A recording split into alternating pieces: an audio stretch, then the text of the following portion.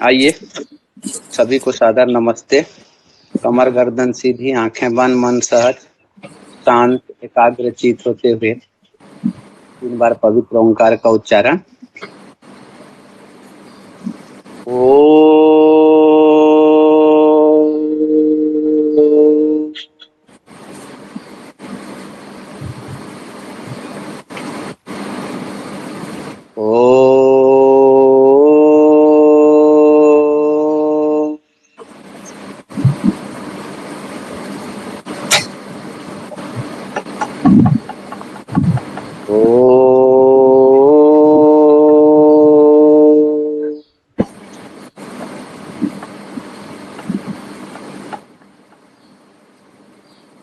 गायत्री महामंत्र। ओम भूर्भुवः स्वः तत्सवितुर्वरेण्यं भर्गो देवस्य धीमहि धियो यो नः प्रचोदयात्। ओम शांति शांति शांति। दोनों हाथ जोड़ के संकल्प करेंगे कि हम जीवन में आजीवन यम और नियम का पालन करेंगे। हम पूरे विश्व में योग की पताका फहराएंगे। हमारा संकल्प बल सुदृढ़ है, अजय है, अभेद है। हम पॉजिटिव दिशा में सब कुछ कर सकते हैं। इसी भावों के साथ दोनों हाथ को ऊपर उठा के रगड़ेंगे और इस गरम गरम हथेली की ऊर्जा को यहाँ तो आंखों में लगाएंगे और धीरे धीरे कोमलता के साथ आंखों खोलेंगे। सभी को सादर नमस्ते।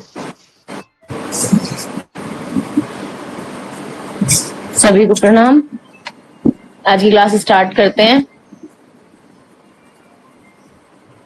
बाकी के बचे हुए लोगों ने अपना होमवर्क दिखाना था, आज करा है। और एक और भी कुछ काम दिया था मैंने। क्या क्या काम दिया था प्रतिमा जी? जी मैम। क्या क्या काम दिया था? जी मैम, ये मैं काट सिलाई। सही है। कलर कलर नहीं की हूँ। हाँ, कलर नहीं की हूँ, ऐसे ही की हूँ। कोई बात नहीं, मेरा ड्राइंग इतना अच्छा नहीं रहता है ना। नहीं, इसमें ड्राइंग अच्छा होना या बुरा होना नहीं है। बस जो प्रॉपरली जो नलियां हैं, नाड़ियां, शिराएं, जो चारों इसके प्रकोष्ठ है वो बनाना, ये सब चीजें बस बनाना ही इम्पोर्टेंट है और इसको लेबल करना। बाकी साइंस में ड्राइंग नहीं देखी जाती है। बढ़िया है। और बाकी तो आप दोनों ने दिखाई दिया था। अनु तो ज्वाइन ही नहीं करेगी जब तक कि क्लास आधी नहीं निकल जाए, तो दिखाएंगे ही नहीं अपना होमवर्क वगैरह। चलिए, जिन जिन्होंने करके बताया उनको उनके मार्क्स मिल जाएंगे, ग्रुप पे डलवा दूंगी मैं। और कल का सब, उस दिन का सबको समझ में आ गया था ना, फ्राइडे का रुधिर परिसंचरण तंत्र हमने जो पढ़ा था। परिसंचरण तंत्र हार्ट के बारे में, और हार्ट से रिलेटेड हमारी ये सारी चीजें कैसे काम करती हैं, है ना। चलिए, आज हम पढ़ेंगे, हमारा लास्ट रह गया है केंद्रीय स्नायु तंत्र। स्नायु तंत्र जो होता है हमारा आखिरी तंत्रिका तंत्र, ये क्या है, कैसे काम करता है, कहाँ पे ये स्थित होता है, ये हम इसका पढ़ेंगे। ठीक है, तो सभी ध्यान से सुने और अच्छे से इसको समझते जाएं कि क्या क्या चीजें मैं बता रही हूँ। टॉपिक है हमारा केंद्रीय स्नायु तंत्र।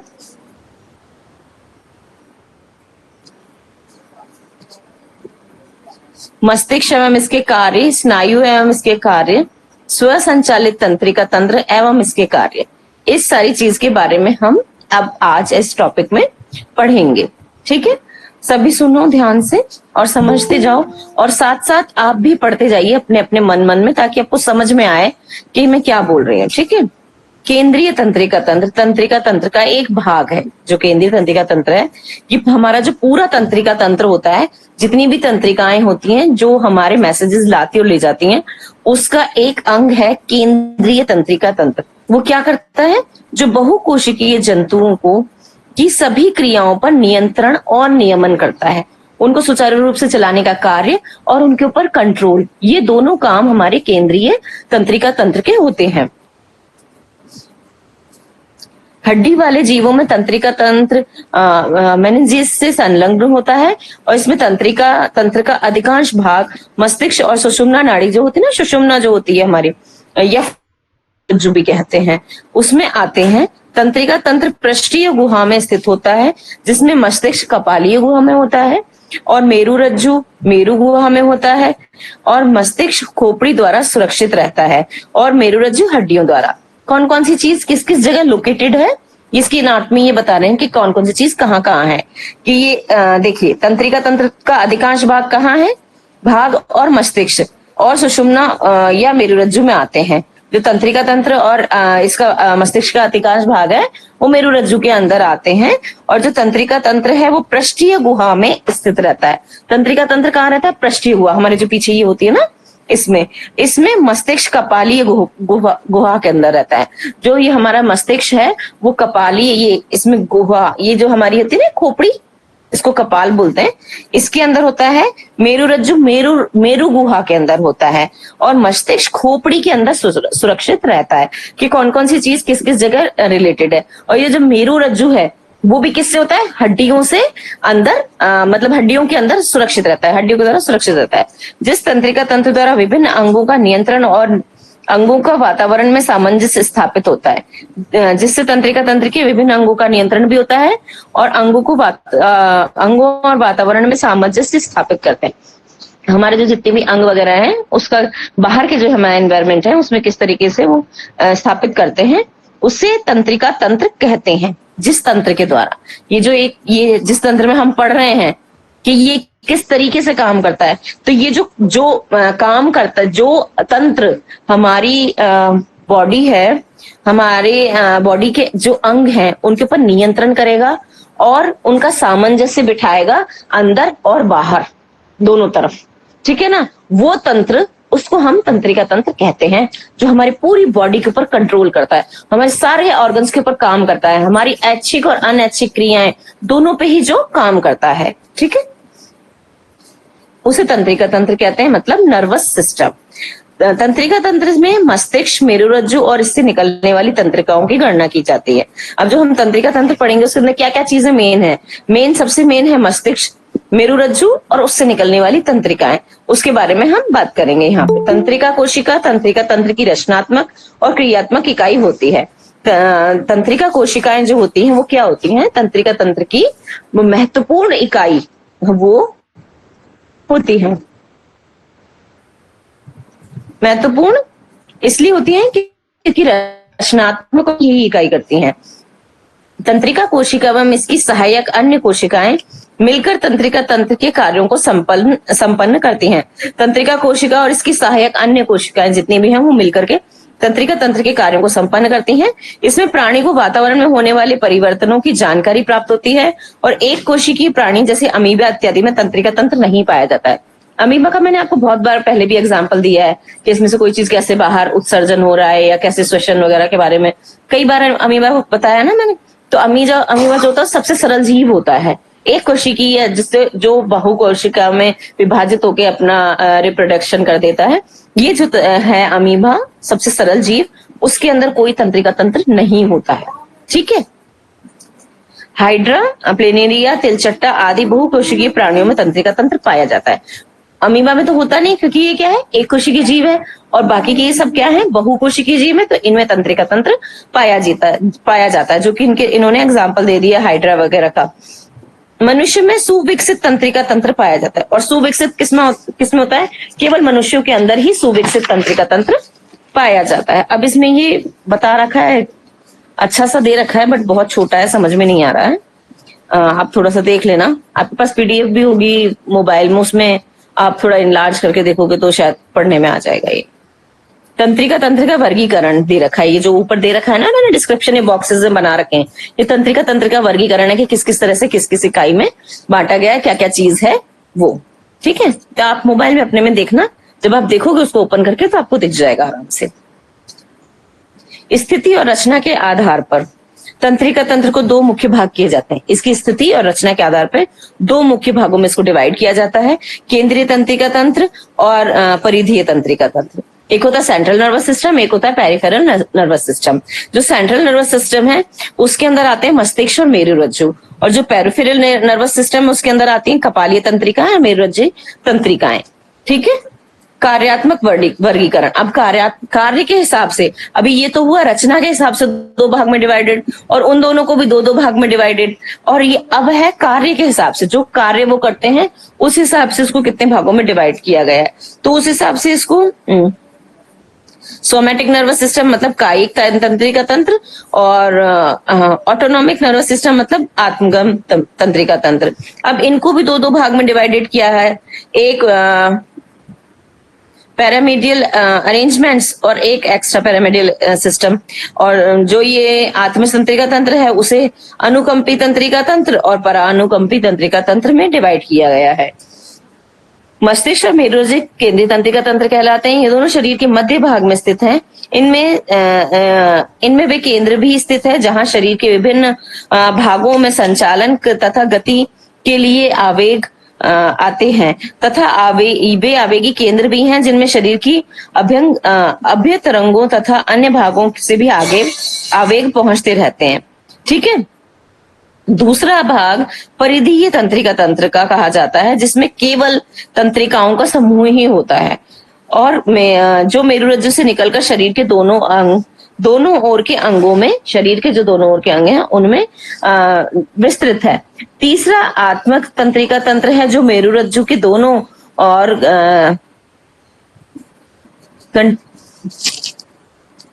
गंडिकाओं की लंबी श्रृंखलाओं के रूप में स्थित है। यहाँ सूत्र निकल करके शरीर के सब अभ्य तरंगों में चले जाते हैं और उनके समीप जालिकाएं बनाकर अंगों में फैल जाते हैं। यह तंत्र ऐच्छिक नहीं है परंतु स्वतंत्र है। ऐच्छिक नहीं, हम अपनी इच्छा से नहीं कर सकते, पर यह स्वतंत्र है। और शरीर के समस्त मुख्य कार्य जैसे कि रक्त संचालन, श्वासन, पाचन, मूत्र की उत्पत्ति तथा उत्सर्जन निस्रावी ग्रंथियों द्वारा स्रावों के निर्माण के संचालन करता है। तो ये ऐच्छिक नहीं है पर स्वतंत्र होते हैं, और इनमें से ये जितने कार्य बताए गए ना, रक्त संचालन, श्वासन वगैरह, पाचन वाचन, ये सभी इससे ये संचालन और निर्माण करता है इसका। इसके भी दो भाग हैं, एक अनुकंपी और दूसरा परानुकंपी। अभी जो हमने पढ़े थे ना डिवाइड, जितना हमने वर्गीकरण पढ़ा है इसका कि किस किस भाग में डिवाइड किया गया, उस सबको ये डिस्क्राइब किया गया है। आगे हम आ रहे हैं ज्ञानेंद्रियां और इसके कार्य। ज्ञानेंद्रियां क्या क्या है हमारी, हम सभी जानते हैं ज्ञानेंद्रिय कितनी होती हैं, पता है ज्ञानेंद्रियों के बारे में सबको? ज्ञानेंद्रिय 5 होती है हमारे सेंस ऑर्गन्स, नाक का नाक, ठीक है ना, नाक का नाक, त्वचा और जिह्वा। सबसे बड़ा ऑर्गन हमारी त्वचा होती है और वो एक ज्ञानेंद्रिय भी होती है, ठीक है, क्योंकि हमें वो सेंस करवाती है। ज्ञानेंद्रिय मनुष्य के वे अंग हैं जो देखने, सुनने, महसूस करने, स्वाद का पता लगाने आदि रंग ताप में शरीर मानव शरीर है। त्वचा, आंख, कान, नाक और जिह्वा आदि 5 प्रकार की ज्ञानेंद्रियां होती हैं। त्वचा महसूस करने का काम करती है, आंख देखने का, कान सुनने का, नाक गंध का पता लगाने का और जिह्वा स्वाद को परखने का काम करती है। सभी जो ज्ञानेंद्रिय हैं उनका अपना अपना अलग अलग कार्य है। इसमें बता दिया किस किसका क्या क्या कार्य है, और ये हम सभी जानते हैं कि इन सबका क्या क्या कार्य है। वातावरण के परिवर्तनों को ग्रहण करने वाले अंगों को ज्ञानेंद्रिय कहते हैं।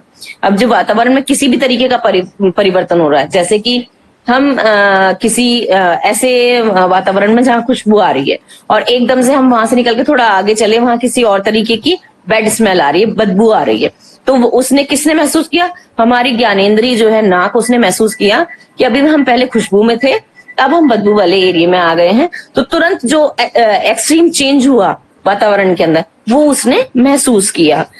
ऐसे ही त्वचा, जैसे कि आप छाया में खड़े हैं तो और उसमें से आप एकदम से धूप में चले जाओ तो महसूस होगा आपको कि हाँ अभी यहाँ ठंडक थी, अब यहाँ गर्मी है। तो इसको भी, टेम्परेचर को भी महसूस कराने का काम क्या स्किन ने किया आपकी ने। आपके कान हैं, आप कभी सुन रहे हैं, किस तरीके से सुन रहे हैं, यहाँ आवाज है, यहाँ नहीं है, यहाँ बहुत ज्यादा आवाज है जो सहन नहीं हो रही है। हमारे आंख है, हमें ये बताती हैं कि कहाँ पे क्या चीज लोकेटेड है, क्या हमें दिखाई दे रहा है सामने। और जिव्या, जो कि हम जिसे रसेंद्री भी कहते हैं, स्वादेंद्री भी कहते हैं। ये हमें हर रस का और स्वाद का ज्ञान कराती है। वातावरण के परिवर्तनों को ग्रहण करने वाले अंगों को ज्ञानेंद्रिय कहते हैं। आंख, कान, नाक, गला, आंख, कान, नाक, जीभ, त्वचा प्रमुख ज्ञानेंद्रियां हैं। आंख का संबंध दृष्टि से है। नाक सूंघ कर किसी वस्तु का सुगंध ज्ञात किया जाता है। जीभ पर उपस्थित स्वाद कलिकाओं से भोजन के स्वाद की जानकारी होती है। हमारी जीभ पे अलग अलग तरह की टेस्ट बर्ड्स होती हैं जो बताती हैं कि ये जो खाना खाया हमने, ये मीठा है, ये खट्टा है, ये खारा है, ये नमकीन है, ये कड़वा है। ये सारी ही तरीके की जीभ पे अरेंजमेंट्स होती हैं। जो कलिकाएं बहुत बारीक बारीक रेशे जैसे आपने देखे होंगे वो जो दिखाई देते हैं उनको कलिकाएं कहते हैं। और वो पूरी जीभ पे हमारे टंग पे अरेंज्ड होती हैं और बताती हैं हमें हर एक की अलग अलग लोकेशन है। खट्टे की इस जगह है, मीठे की इस जगह है, कड़वे की इस जगह। अगर आपने देखा हो तो मीठा हमें सबसे पहले पता चलता है और कड़वा हमें सबसे लास्ट में पता चलता है जब हम बिल्कुल अंदर चले जाए। तो उसकी लोकेशन कड़वे वाले जो ये कलियां होती हैं, स्वाद की कलियां, उनका जो लोकेशन है वो बिल्कुल जीभ में अंदर की तरफ है। और जो मीठा का उसका सबसे आगे की तरफ, तो हमें सबसे पहले उसका ज्ञान होता है। अब हम इन सब के बारे में अलग अलग पढ़ेंगे। फर्स्ट पढ़ रहे हैं हम त्वचा के बारे में। त्वचा शरीर का बाह्य आवरण होती है जिससे बाह्य त्वचा एपिडर्मिस भी कहते हैं। हम पढ़ चुके हैं ना स्किन के बारे में, तो पूरा वही सब इसमें यहाँ डिस्क्राइब किया गया है, आप पढ़ो। ये वेस्टर्न प्रणाली का सबसे बड़ा अंग है। हमारे जो शरीर है इसका सबसे बड़ा अंग है जो उपकला ऊतकों को कई परतों द्वारा निर्मित होती है और अंतर्निहित मांसपेशियों, अस्थियों, अस्थिबंध और अन्य आंतरिक अंगों की रक्षा करती है। ये सुरक्षा का काम भी करती है क्योंकि हर एक चीज को ये कवर करके रखती है। अगर स्किन नहीं हो तो सारी चीजें बाहर ही नजर आएंगी और इन्फेक्शन के खतरे बढ़ जाएंगे, बीमारियों के खतरे बढ़ जाएंगे। अन्य आंतरिक अंगों की रक्षा भी करती है। चूंकि ये सीधे वातावरण के संपर्क में होती है इसलिए त्वचा रोग जनकों के खिलाफ शरीर को सुरक्षा प्रदान करती है और एक बहुत ही बड़ी भूमिका निभाती है। इसके बारे में बताया मैंने आपको कि वो रक्षा करती है हमारी, जो भी बाहर से रोगाणु, कीटाणु, धूल, मिट्टी, एलर्जिक पॉलीगन्स वगैरह जो भी कुछ होते हैं उससे उसके खिलाफ लड़ने में सहायता करती है हमारी। तो एक बहुत बड़ा और महत्वपूर्ण अंग है हमारी बॉडी का। इसके अन्य कार्यों में जैसे कि तापावरोधन, जैसे कि बॉडी का टेम्परेचर को भी मेंटेन रखती है। ये स्किन रहती है तो बाहर और अंदर के टेम्परेचर को के बीच में वो बिठाती है तालमेल। ताप विनिमय, संवेदना, विटामिन डी का संश्लेषण, संवेदना भी, जैसे किसी ने कुछ चुभाया या फिर आपने देखा होगा जैसे हमारा पैर कांटे पे एकदम से पड़ गया तो हमारा पैर तुरंत उठ जाता है ना। तो जो सेंसेशन होती है वो भी उससे महसूस होती है। अगर आप इसको अच्छे से हम टच कर रहे हैं तो हमें वो एहसास होता है कि हाँ किसी ने हमें प्यार से टच किया, किसी ने हमको थोड़ा सा चुट्टी भरी तो हमें महसूस होता है कि नहीं, ये हमें जो सेंसेशन है वो हमें स्किन से ही पता चलती है। तो उसका कार्य ये त्वचा करती है। और विटामिन डी का संश्लेषण भी करती है। जो बॉडी जो धूप से हमें विटामिन डी मिल रही है उसका संश्लेषण यहीं पे करती है फिल्टर करके।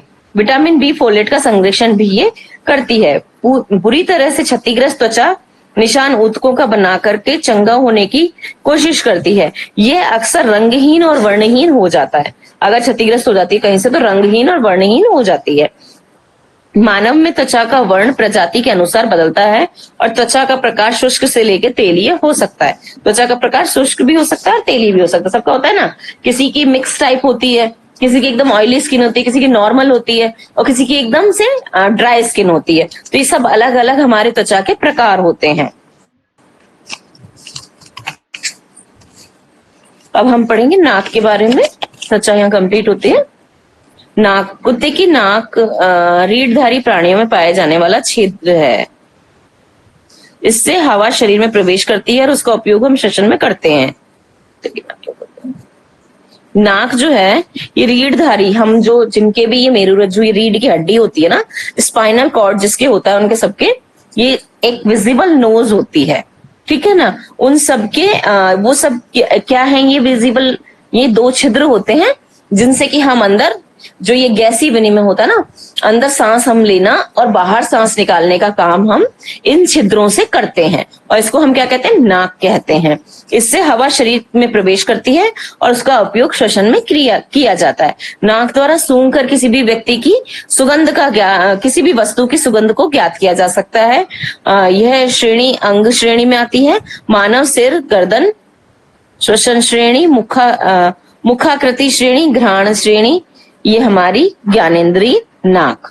ठीक है, इतना इसका अंदर से जो इसका सिस्टम है ना, सूंघने की भी क्षमता केवल नाकी के अंदर है, और कोई भी अंग नहीं है हमारी बॉडी के अंदर कि जो हमें बता सके। जैसे आपने देखा होगा ना कि कुछ साइनस वगैरह के मरीज होते हैं जिनको जिनको बहुत ज्यादा साइनस वगैरह की प्रॉब्लम हो जाती है, तो वो सूंघ नहीं पाते हैं, उनको भान नहीं होता है कि किस तरीके की खुशबू है या बदबू है, तो बोले मुझे पता नहीं पड़ता है कि कैसे, तो उनकी वो जो सूंघने की शक्ति है ना वो खत्म हो जाती है। तो ये ज्ञानेंद्रिय कितनी इंपॉर्टेंट है ना हमारी बॉडी के लिए।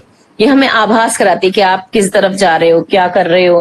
कई बार जैसे बारिश होती है तो जो मिट्टी की गंध है उसको हम कैसे महसूस करते हैं, उसी से तो महसूस करते हैं। तो अच्छी खुशबू है, आप फूलों के उसमें बगीचे में पहुंच गए तो उसकी खुशबू, पानी की खुशबू, मतलब हर चीज की खुशबू का एहसास एक यही इकलौती ज्ञानेंद्रिय, शरीर के अंदर सिर्फ एक संरचना जो कि ये बताती है हमको कि हम खुशबू और बदबू का एहसास कर सकते हैं। जीभ मुख के तल पर एक पेशी होती है जो चबाने और निगलना आसान बनाती है। केवल पेशी की बनी होती है ये, जीभ में कोई हड्डी नहीं होती है ना। हम कहते हैं ना कि जीभ बहुत लचीली और वैसी चीज है, और इसका जो रोल है, बहुत बड़ा रोल है कि वो हमारे बॉडी के अंदर आपके जो स्वाद है उनको अनुभव कराती है, आपको कड़वा खट्टा मीठे का अनुभव कराती है, क्या चीज आपको खानी है क्या नहीं खानी है उसका अनुभव कराती है, टेम्परेचर जो खाने का है, खाने या पीने की चीजें हैं उनका अनुभव कराती है। ये मुख्य इसका काम होता है।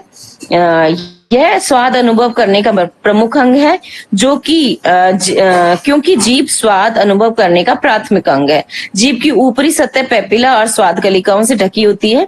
जीभ का दूसरा कार्य है स्वर नियंत्रित करना। नियंत्रित करने का कार्य भी हमारी टंग करती है।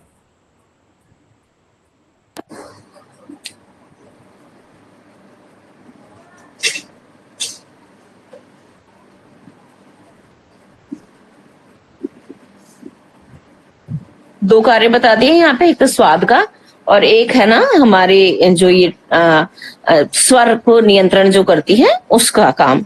और ये लार द्वारा नम बनी रहती है, जो मुंह के अंदर लार ग्रंथि होती है उससे ये नम बनी रहती है। कितने कॉल आएंगे बस।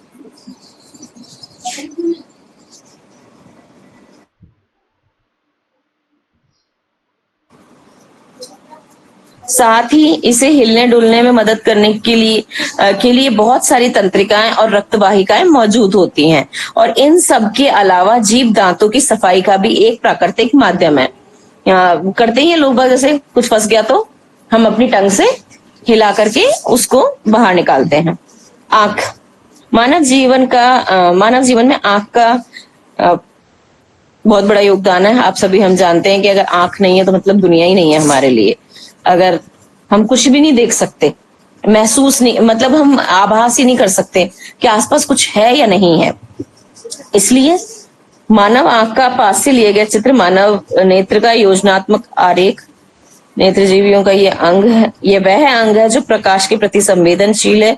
ये प्रकाश को संशोधित करके तंत्रिका तंत्र द्वारा विद्युत रासायनिक संवेदों में बदल जाता है और उच्च स्तरीय जंतुओं की आंख में एक जटिल प्रकाशीय तंत्र की तरह होती है, जो आसपास के वातावरण से प्रकाश एकत्रित कर मध्य पट के द्वारा आंख में प्रवेश करने वाले प्रकाश की तीव्रता को नियंत्रण करता है और इस प्रकाश को लेंसों की सहायता से सही स्थान पर केंद्रित करता है और जिससे प्रतिबिंब बनता है। यह प्रतिबिंब को विद्युत संकेतों में बदलता है और संकेतों द्वारा तंत्रिका कोशिकाओं के माध्यम से मस्तिष्क को भेजता है। ये एक बहुत बड़ा प्रोसीजर है जिन्होंने बहुत छोटा सा करके यहाँ पे बता रखा है। क्या होता है कि हमारी आंखें बहुत ज्यादा विकसित प्रकार की है ना, तो जो ये जितनी भी रोशनियां होती हैं सब अलग, ये जो रोशनी है उसको वो एकत्रित करके एक छोटे से वे में समझा देती हूँ कि इकट्ठे करके ये जो हमारे रेटिना से लेके पीछे लेंस के द्वारा एक जगह पे केंद्रित करके उस चीज की पिक्चर बनाती है हमारी आंख के पिछले हिस्से पे।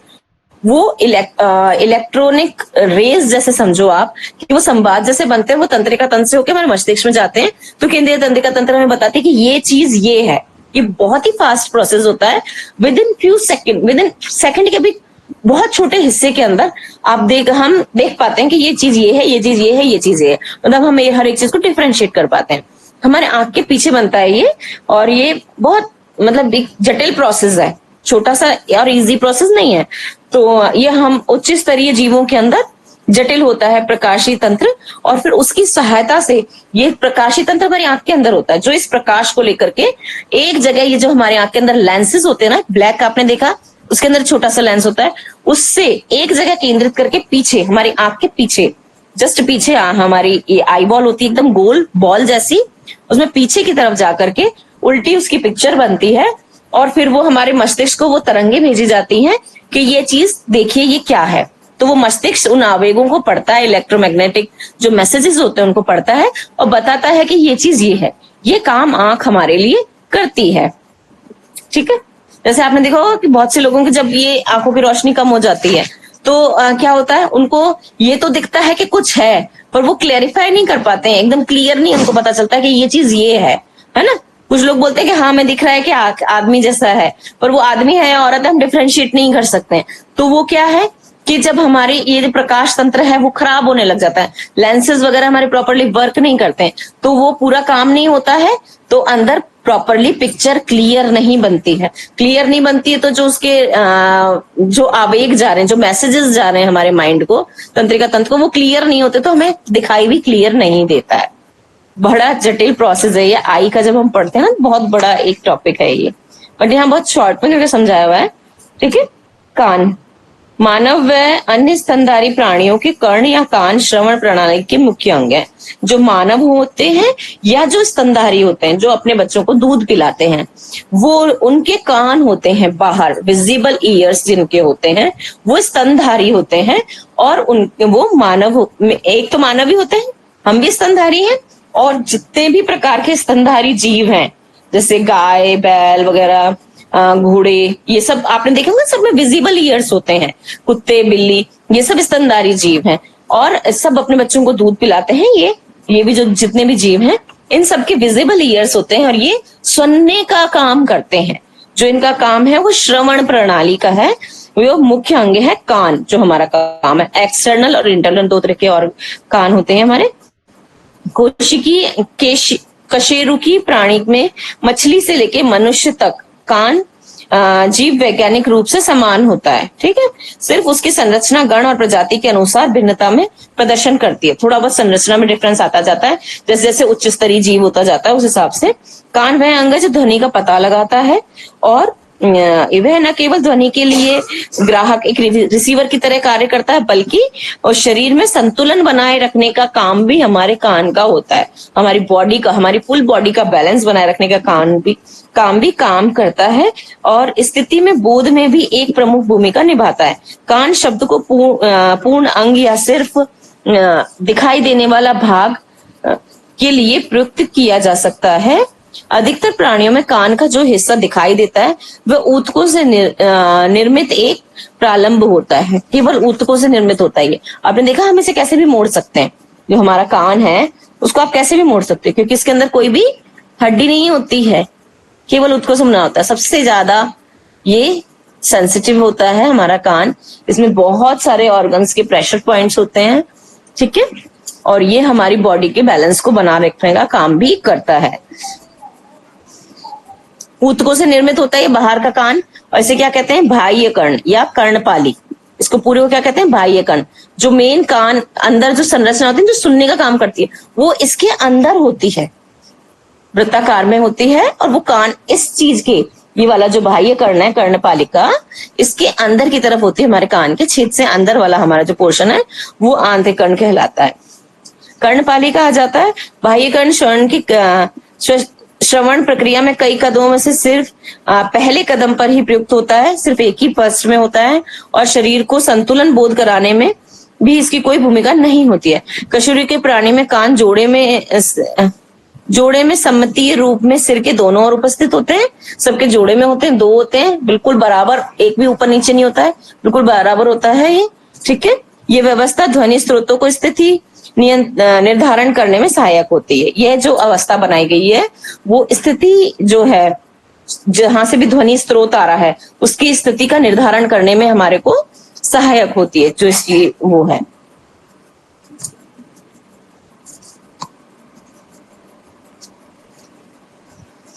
अंतःस्रावी अंग, अब ये हमारे जितने भी ग्लैंड्स हैं उसके बारे में बताया जा रहा है।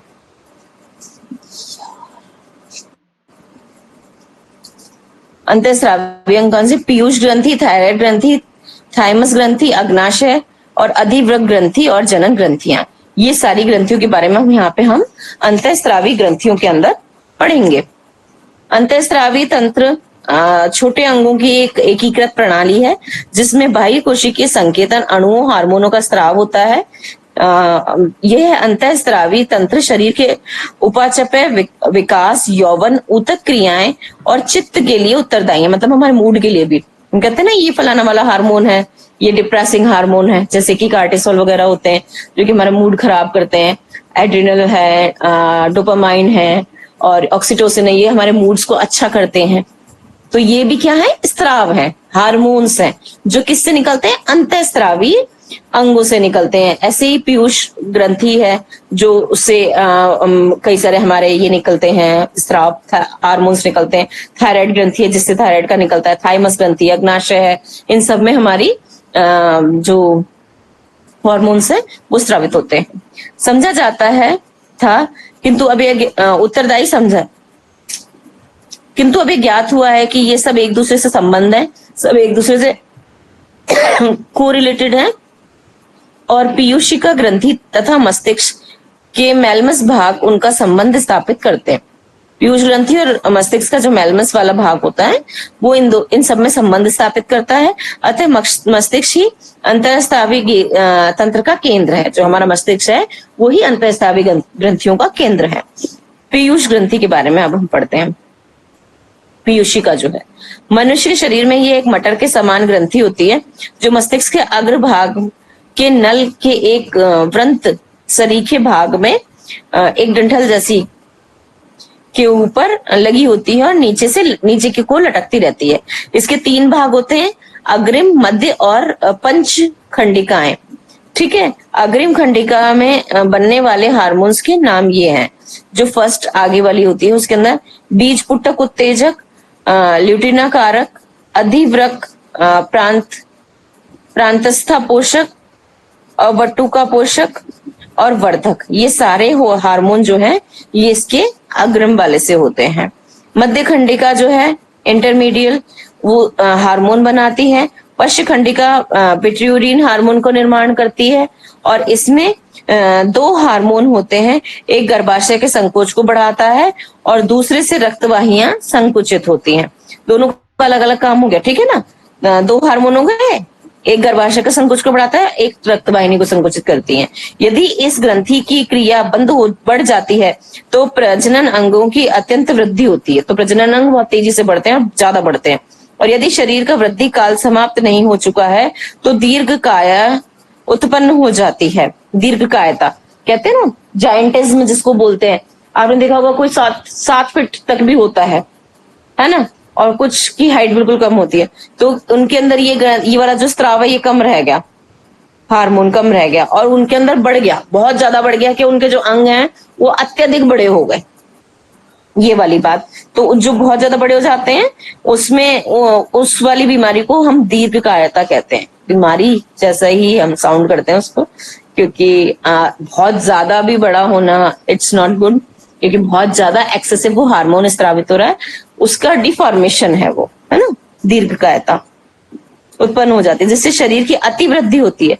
परंतु यदि वृद्धि काल समाप्त हो चुका है तो पीयूषिका की अतिशय क्रियाशीलता का परिणाम एक्रोमेगली नाम दशा होती है, जिससे मुख की उंगलियां, कंठ आदि में सूजन आ जाती है।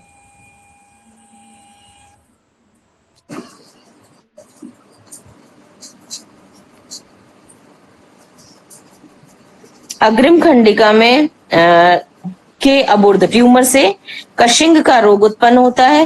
पीयूषिका के क्रियाहास से मैथुनी, असमर्थता, शिशुता और शरीर में वसा की अतिवृद्धि तथा मूत्र बाहुल्य, ये सब दशाएं उत्पन्न होती हैं। पूर्व खंडिका की क्रिया में अत्यंत हास्य रोगी क्रश हो जाता है, बहुत ही कमजोर, और मैथुन शक्ति नष्ट हो जाती है। इसे साइमंड का रोग भी कहते हैं। ठीक है,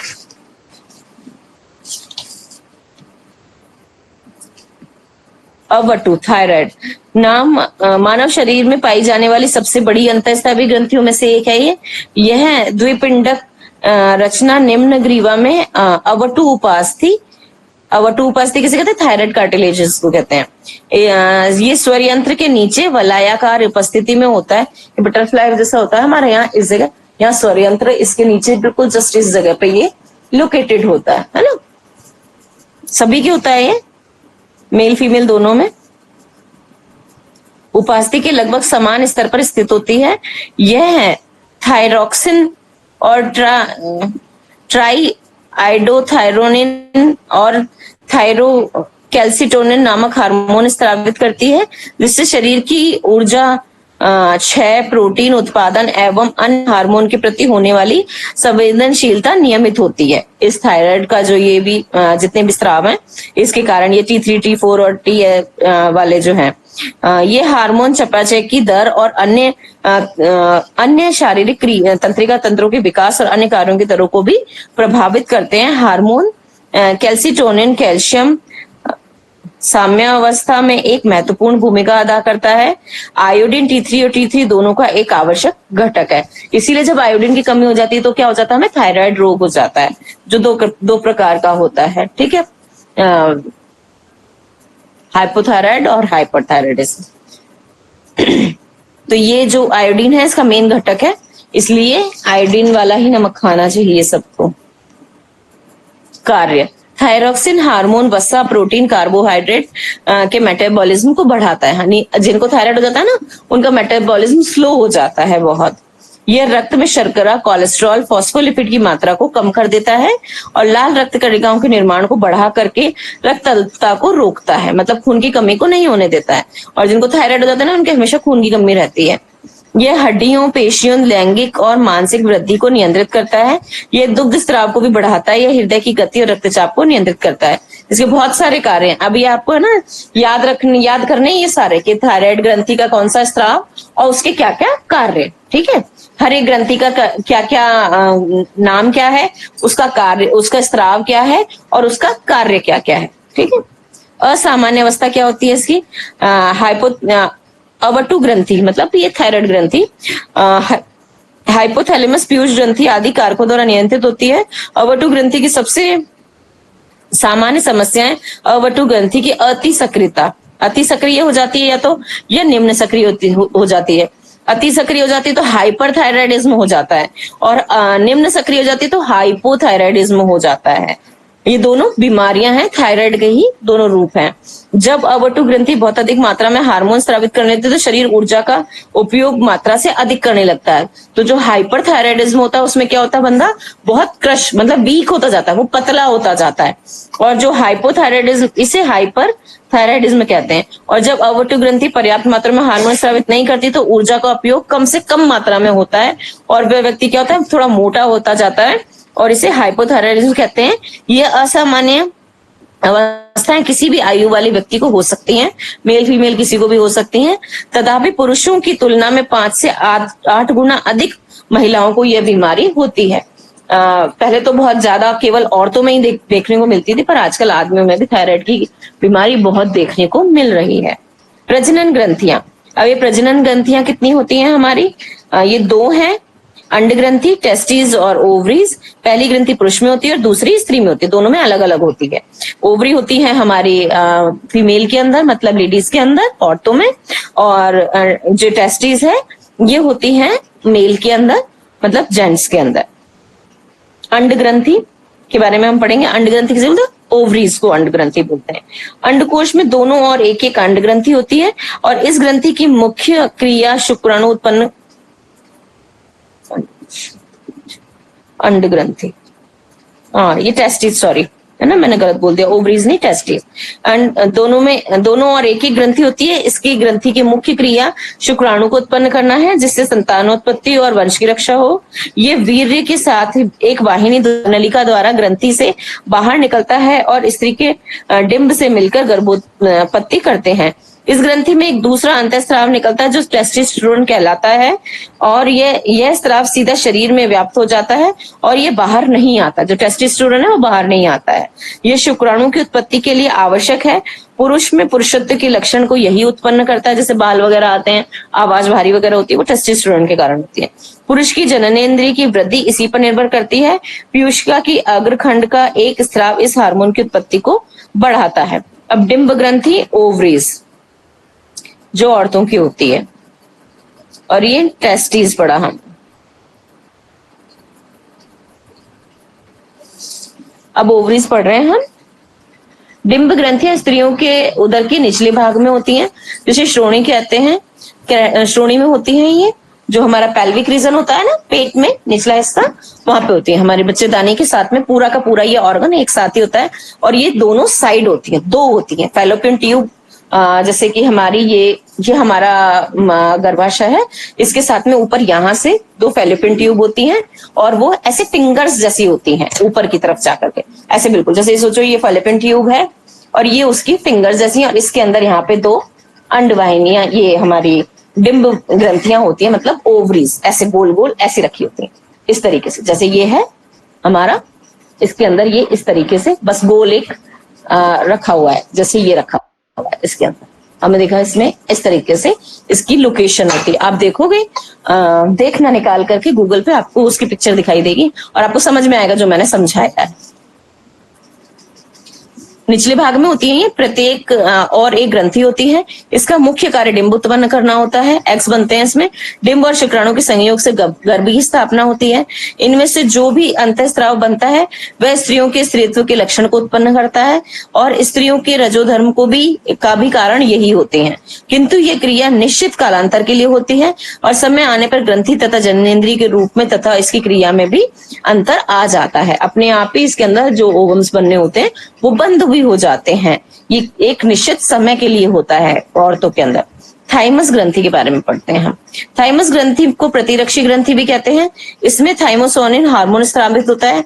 यह हृदय के समीप पाई जाती है, और यह ग्रंथि एंटीबॉडी का स्त्रावण करती है। यह ग्रंथि बचपन में बड़ी और वयस्क अवस्था में लुप्त हो जाती है। बचपन में बड़ी होती है और वयस्क अवस्था में लुप्त हो जाती है। यह ग्रंथि टी लिम्फोसाइट्स का परिपक्वन करती है, और इसका प्रभाव लैंगिक परिवर्धन और प्रतिरक्षी तत्वों के परिवर्धन पर पड़ता है। यह हमारे श्वेत रुधिर कणिकाओं को ट्रेनिंग देने का कार्य भी करती है। तो श्वेत कणिकाएं क्या करती है? लड़ाई करती है ना बाहर के जो बीमारी वाले कीटाणु और वो चीजें होती है उनसे, बीमारियों से। तो इसलिए ये है। इससे निकलने वाले हार्मोन थाइमोसिन हार्मोन कहलाता है, और इस हार्मोन की कमी में प्रतिरक्षा तंत्र कमजोर हो जाता है। अग्नाशय ग्रंथि, पैनक्रियाटिक ग्लैंड्स होती है, जो हमारे किस में होती है? अग्नाशय में होती है। अग्नाशय ग्रंथियां बहुत बड़ा काम है इनका। अग्नाशय ग्रंथियों का मिश्रित अंतर और बारहवीं एक ग्रंथि कहा जाता है, क्योंकि इनमें दोनों तरह की ग्रंथि होती हैं। अल्फा और गामा और बीटा सेल्स होती हैं। यकृत के बाद दूसरी सबसे बड़ी ग्रंथि है। इस ग्रंथि में लैगरहैंस द्वीप मुख्य पाया जाता है, और इसमें अल्फा और बीटा ये होती हैं कोशिकाएं पाई जाती हैं, जिनमें से अल्फा जो है वो ग्लूकोगन का स्रवण करती हैं और रक्त में ग्लूकोज के स्तर को बढ़ाती हैं। जो इंसुलिन है ना, वो हमारा ये इसी का काम है पूरा, पैनक्रियास का ही, और ये पैनक्रियाटिक ग्लैंड्स है। बीटा जो कोशिकाएं वो इंसुलिन हार्मोन को स्रावित करती हैं, और जो रक्त के ग्लूकोज को कम करता है। और ये एक प्रकार की प्रोटीन है जो 51 अमीनो अम्ल से मिलकर बनी होती है। इसका टीका बेस्ट और वेरिएंट में तैयार किया है। इंसुलिन की कमी से मधुमेह हो जाता है, और मधुमेह नामक रोग हो जाता है। वह अधिकता से हाइपोग्लाइसीमिया रोग हो जाता है। एड्रिनल ग्लैंड, यह अधिवृक्क ग्रंथि भी कहते हैं इसे। ये वृक्क अर्थात किडनी के ऊपर स्थित होती है। जब किडनी होती है ना, ये इस तरीके की, वो कैसी होती है? बीन्स जैसी, जैसे राजमा होता है ना, उसके शेप की किडनी होती है, और इसके जस्ट ऊपर ये होती है अधिवृक्क ग्रंथि, बिल्कुल इस तरीके से किडनी है। ये किडनी के ऊपर इस तरीके से लोकेटेड होती है। दोनों किडनियों के ऊपर दो होती है, जोड़े के अंदर होती है। इन्हें अधिवृक्क ग्रंथि कहते हैं। यह ग्रंथि संकट के दौरान, संकट में क्रोध के दौरान सबसे ज्यादा सक्रिय होती हैं, और यह ग्रंथि बाहरी भाग को कॉर्टेक्स व भीतरी भाग को मेडुला कहते हैं। और कॉर्टेक्स से कार्टिसोल हार्मोन स्रावित होता है, जिनमें जीवन रक्षक हार्मोन होते हैं। मेडुला में एड्रेनल हार्मोन स्रावित होता है, और हार्मोन कभी भूख ही निकलने से हार्मोन होता है, कभी कभी हमारी ओर हो जाती है।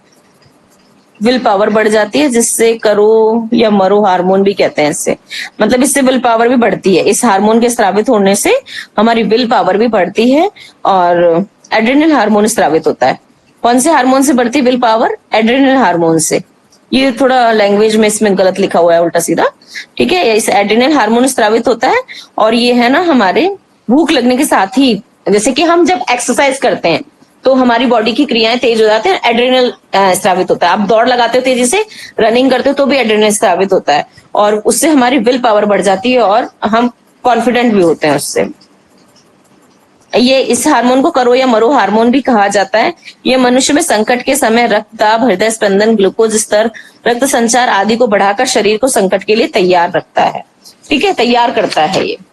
और इसी के साथ हमारा फिजियोलॉजी और एनाटॉमी खत्म होती है। और आप सब इसको अच्छे से पढ़ना, क्योंकि जिसमें जितने भी तंत्र वगैरह पढ़ाए गए बहुत इंपॉर्टेंट है और पढ़ोगे 2-3 बार तभी समझ में आएगा। और आप खुद से अपने नोट्स बनाओ ताकि आप अच्छे से इनको समझ पाओ कि क्या पढ़ाया था। वीडियोस को दोबारा से देखो और समझो। उसको नहीं समझ में आता तो क्वेश्चन पूछ लो, आप पुट ऑन करो क्वेश्चन, मतलब अपनी डायरी में लिख के रखो साथ में कि इसके ये चीज मुझे समझ में नहीं आई तो ये मुझे पूछना है साथ में। आज हमने सारी ग्रंथियां भी खत्म कर ली और अपने सारे तंत्र भी हमने खत्म कर लिए। जितने तंत्र भी हमको पढ़ने थे सारे तंत्र हमने पढ़ लिए। शरीर की सारी रचनाएं हमने देख ली, मेजर अंग जितने थे वो सब हमने पढ़ लिए, किसकी क्या क्या लोकेशन है, किसका क्या क्या काम है, ये सारी चीजें हमने पढ़ ली हैं। कुछ पूछना है किसी को तो पूछो, टाइम हो रहा है, 54 हो गए हैं। हमने पाचन तंत्र वगैरह के बारे में पढ़ा। कौन बताएगा कि कितने तंत्र पढ़े हमने और नाम उसके? कौन बता सकता है?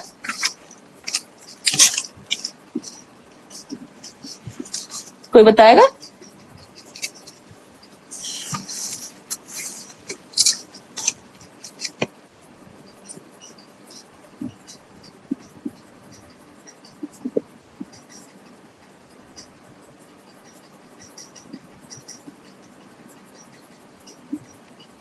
कितने तंत्र होते हैं?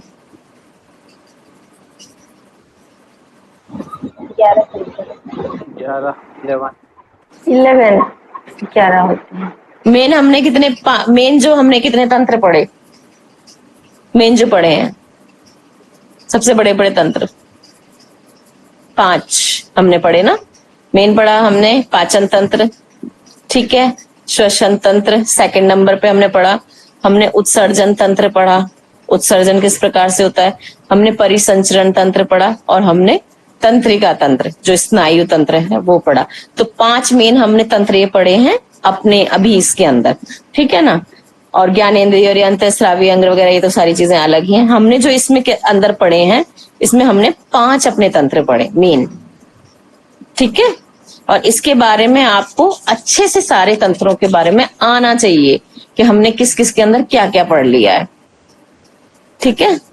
कल से हम अपना जो नेक्स्ट सब्जेक्ट है पैथोलॉजी चालू करेंगे और सब अपने अपने पीडीएफ्स निकलवा लेना और थोड़ा पढ़ लेना उसको। थोड़ा सा हार्ड है, इतना भी हार्ड नहीं है, जैसे ये है लगभग इसी तरीके का है। इसका भी कुछ पोर्शन उसके अंदर हम पढ़ेंगे, जीवाणु वगैरह हैं, संरचनाएं हैं, आएंगे उसके अंदर क्या क्या बीमारियां हैं, किससे क्या होता है, कौन सा जीवाणु है, कौन सा बैक्टीरिया है, फंगाई वगैरह है, इन सब के बारे में हम सारी चीजें उसके अंदर पढ़ेंगे।